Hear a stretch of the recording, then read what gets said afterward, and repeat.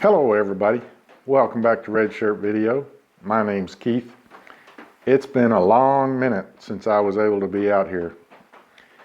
Because of weather and family related items, I haven't been out here probably in about a month to get any work done.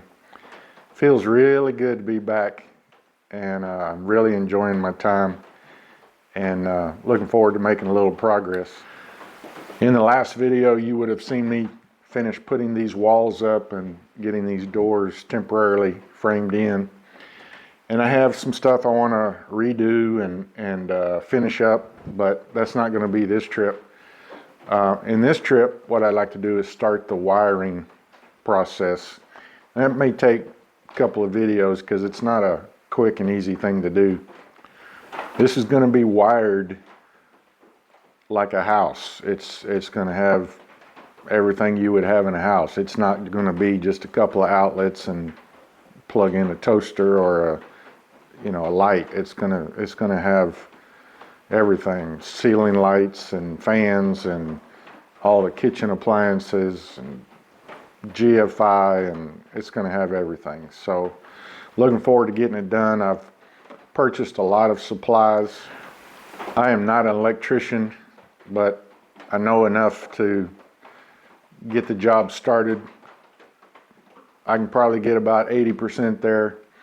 I have a neighbor that used to do it for a living, and he has come over and walked me through a lot of the stuff that maybe I didn't know or I wasn't quite clear on. So he's going to be overseeing the project and making sure that it gets done right. It is a tiny house, and we don't have codes out here where we're located. But I do want to make sure that it's done to a pretty high standard, and I want to make sure that once the walls are closed up that I don't have any regrets on the size of wire that I put in, or the number of boxes, or where they're located, or how many circuits you have. I want to make sure that I'm pleased with the job that gets done, and once it's done that I don't have any regrets. So anyway, come along as we try to get this job started, and really enjoying this, and I hope you are too. Thanks for being here. Appreciate it.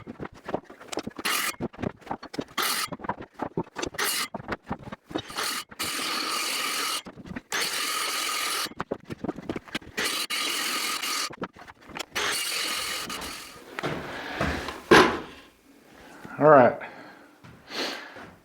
So in hindsight, I wished I'd have framed this whole wall out of 2x6, but I didn't. I did the bottom plate and the top plate in 2x6, knowing that I would have to build this out. The reason I built it out of 2x6 is because I'm going to put my breaker box, my panel box, right here, and I need it to be wide enough to accommodate the whole box and all the wires that are going to be running through this wall. Additionally, I have some plumbing on the other end for the shower that's going to go in there, so a 2x6 wall will facilitate all that quite a bit better. I thought I'd be able to take a 2x4 and just lay it in there and it would set just right, but there's still a little bit of a gap, top and bottom. Should be a 1/2 inch, but it's not a perfect 1/2 inch in some of the places. But anyway, so I took this decking board and I cut it in strips, and then I cut it in half. And I'm going to put one up there. That looks pretty good. And then I'm going to put one at the bottom.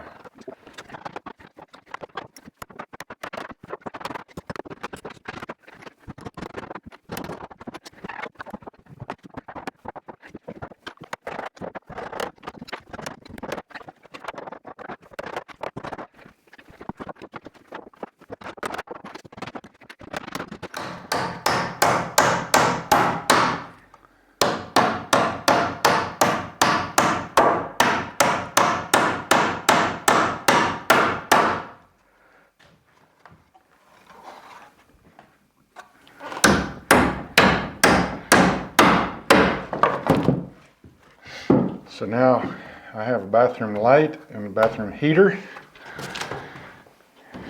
And over here I have a bedroom light and a bedroom ceiling fan.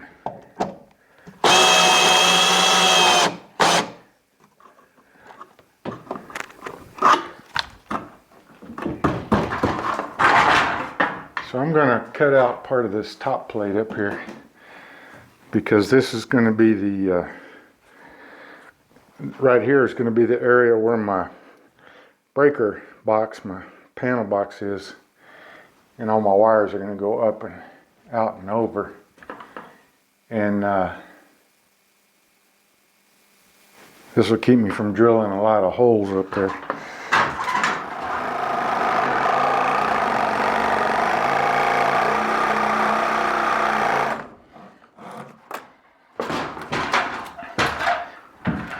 Putting up some resistance. I got most of it cut. Let's try. Well, I got a lot of it cut. Okay.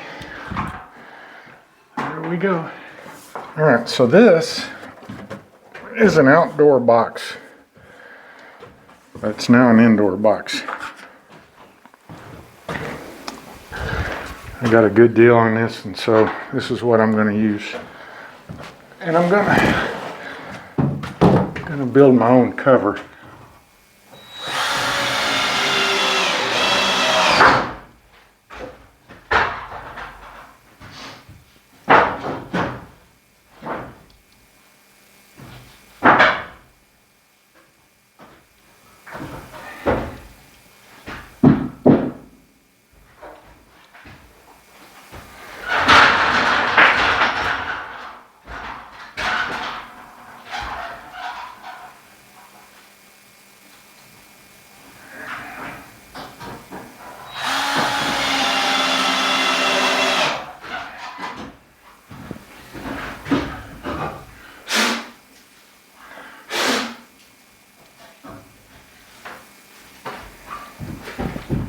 I'm going to drill a few holes because I got a lot of drilling to do at some point in time. So I went and got a scrap piece of wood that's just a little bit higher than the box.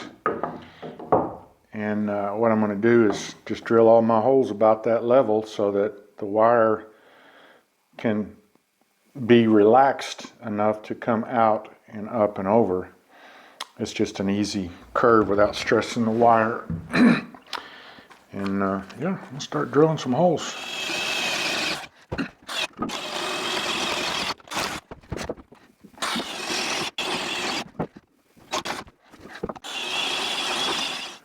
Well, I just put this panel box in over here, and probably to start off with, this cabin will be, or this tiny house is going to be an off-the-grid type situation. And I want to run some wire from the box under the house over here, and I want to put a 30 amp or a 50 amp plug outside to be able to power the house off of a generator. I'll build a little dog house out there and shed for the generator to sit in, and maybe get something with a remote control on it, and you know, whenever you show up and you need power, you just start it up. So I'll be able to wire up something to power this off of a generator, even if I just power the 110 side and not the 220 side. Oh! I was gonna bring some knee pads. I had my eyes on them. And then I went back to get them. I couldn't find them.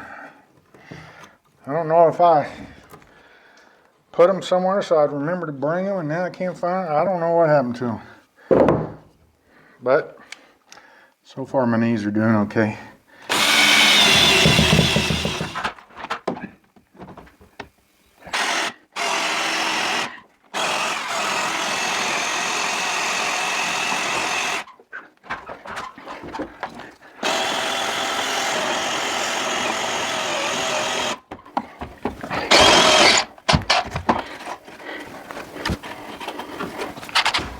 So I didn't necessarily want to get started doing much wiring today. I do still have some odds and ends in the kitchen, but like I said, it's hard to get to that right now, so I'm not sure I want to mess with that. But I'm probably going to run a little bit of wire just for the heck of it.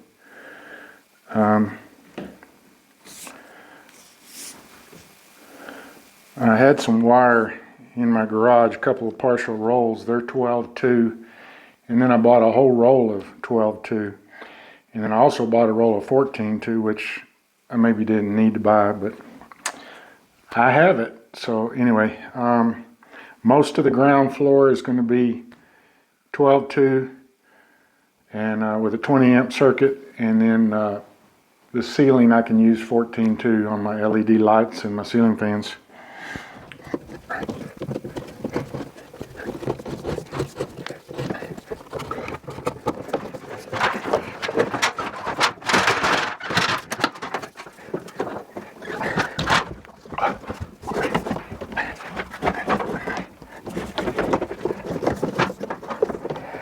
And see, I still got one more fur out strip to put right here, but I wanted to wait until I got that hidden in that cavity.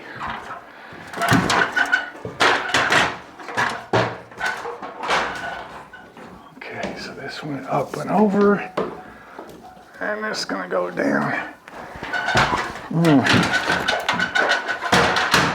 I almost cut that too short, didn't I? Alright, so I went and got some staples.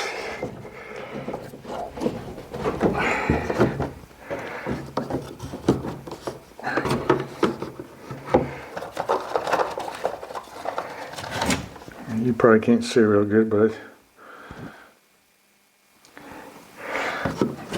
it's going to get them snug so that they don't, the wire can't pull away.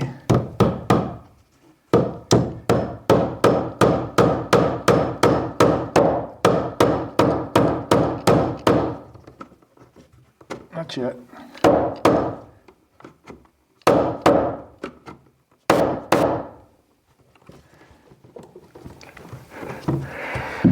Alright, now let's get this one.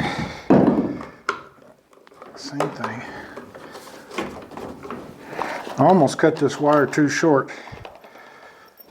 Almost.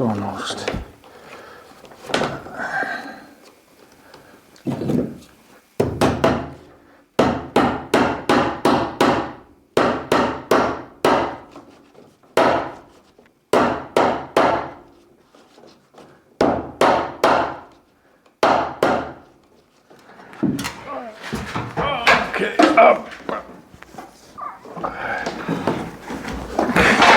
Get over here where you can see a little bit. Alright, just going to go through that second hole, pull it down.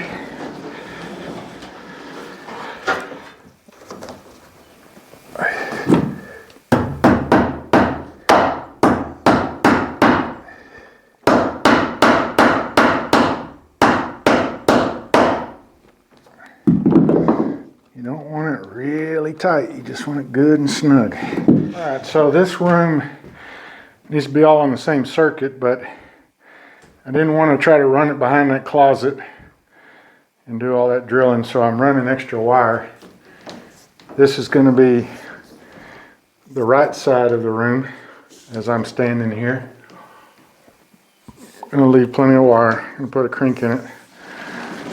Now, we're going to see if we have enough wire to go up and over, come back down for the other plug. Up and over and over. Okay, now we're going to come down.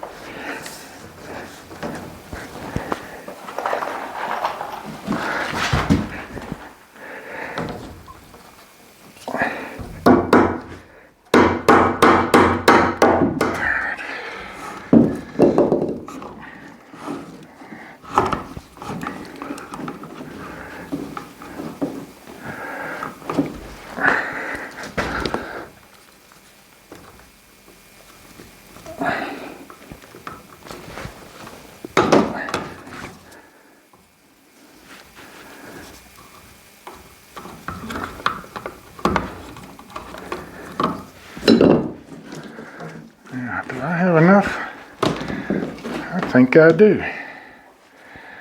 To go for the next outlet. Now this is going to be difficult to make this corner. I've done it before. Let's see if we can do it again.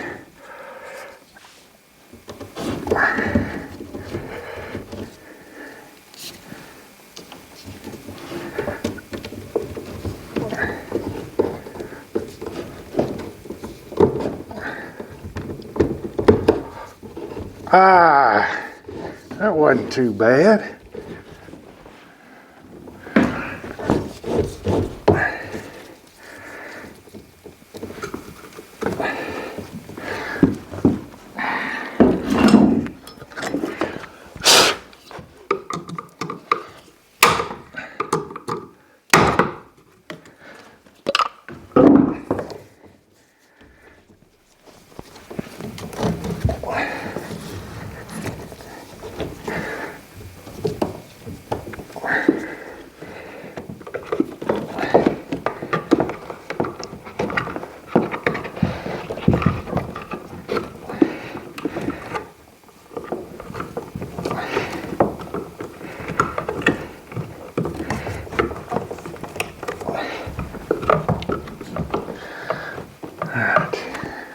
So this is the kitchen wall.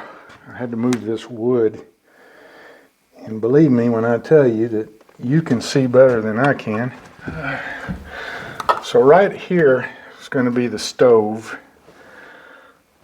So I think I'll put it on this side. And I don't know how high it should be, but I want to make it convenient to get to a little bit.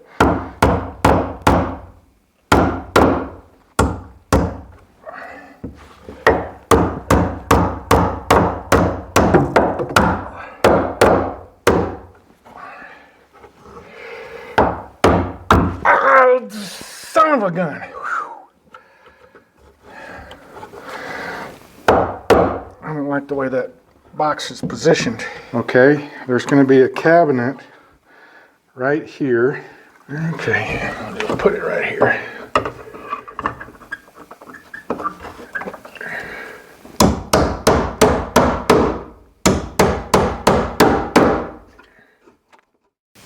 Well, in typical fashion, the microphone cut out.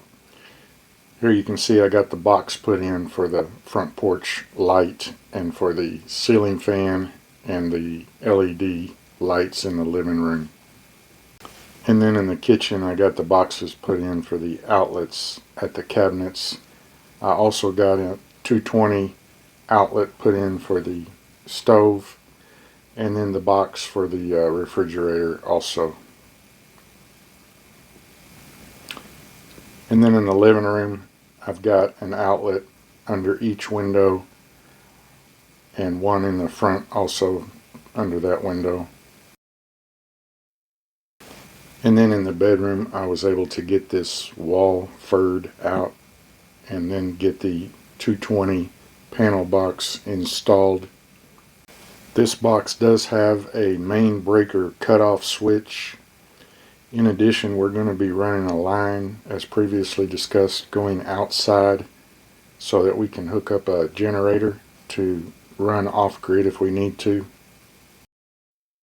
I was also able to get one circuit roughed in for the bedroom that controls all the outlets. There's one under the window. We were able to go up and over in the rafters. There's another outlet. Back up, over. Fortunately, the way I framed this, I have a small attic space up there where I can run most of my wiring. Then I'm going to have one outlet on this wall for the bedroom and two on this outside wall, which may be where the bed goes. Now on this same wall, you'll notice that there's two boxes that face into the living room. There'll be a place for a plug where we can have an end table or possibly a floor lamp or something on the side of the couch or a chair or whatever we have there. Then as we step into the bathroom, we have a box mounted on the wall for the light switch, 2 LED lights, and also a vent fan with a heater.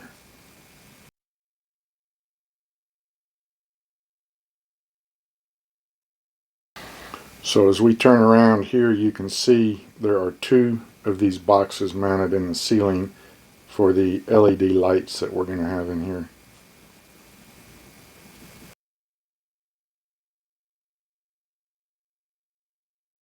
Then back in the bedroom, looking up, we can see there's 2 boxes mounted in the ceiling for the LED lights in here.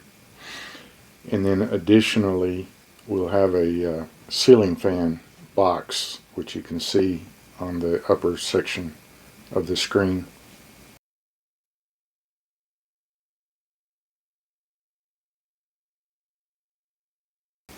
And then back in the main room, there's going to be 4 LED lights, 2 in the living room area and then 2 in the kitchen area. I still have 1 of those boxes to mount. And then additionally, we're also going to have the ceiling fan in the living room, which is what you can see here.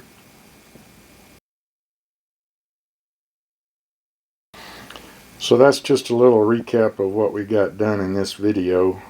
I feel pretty good about what all was accomplished, although I always wish it could be more. In the next video, I'll probably start running a lot more of the wire and the circuits.